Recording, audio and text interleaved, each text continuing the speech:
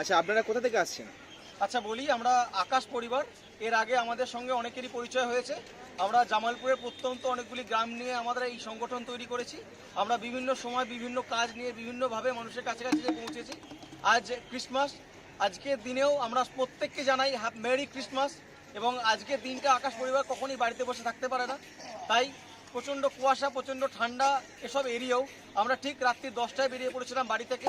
আমরা প্রথমে পৌঁছেছিলাম মেমারি স্টেশনে, এবং মেমারি স্টেশন সম্পূর্ণভাবে কভার করতে পেরেছি, আমাদের কম্বলের আওতায় আনতে পেরেছি।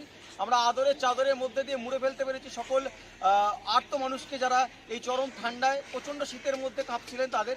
তারপর আমরা আসি বর্ধমান স্টেশনে, সেখানে প্রত্যেককে আমরা কেক এবং তার সাথে কম্বল যতটা সম্ভব আমাদের দেওয়া সম্ভব পেরেছি, আমরা সকলকে দিতে পেরেছি। এটাই আমাদের খুশি, এবং এটা আমি প্রত্যেকের কাছে প্রার্থনা করি।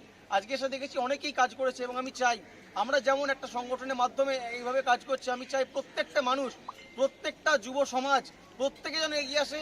কারণ এই পৃথিবী সব্বাইকার, এই জগৎ সব্বাইকার, এই মানব সমাজ সব্বাইকার।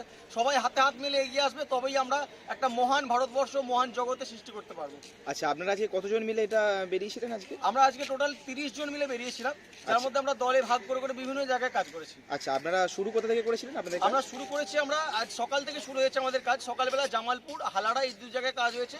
তারপর আজকে আমরা জৌগ্রাম এবং মেমারিতে কাজ করেছি পূর্ব বর্ধমানে। তারপর আমরা বর্ধমান স্টেশনে এসে কাজ করেছি। আচ্ছা, এরপরে আপনারা কি আর কোথাও যাবেন? এর পরবর্তী আমরা এখান থেকে বাস স্ট্যান্ডগুলি কভার করব। বাস স্ট্যান্ডগুলো কভার করার পর আমরা রাস্তার দুধারে যেমনভাবে দেখতে দেখতে যাচ্ছি সেভাবে দেখতে দেখতে যাবো। এভাবেই আমাদের কাজ আজকের মতন শেষ হবে। পরবর্তীকালে এই কাজ আমরা আবার করতে চাই। আচ্ছা, ছোট করে একটুখানি নতুন প্রজন্মকে কিছু বার্তা যদি আপনারা দেন। সেটাই বারবার বলি, আমাদের প্রত্যেককে, আমাদের ছোটদেরকে যে এগিয়ে আসতে হবে, তবে আমাদের থেকে বড়রা এগিয়ে আসবে। বড়রা অনুপ্রেরণা যোগাবে, আমরা ছোটরা কাজ করে যাব।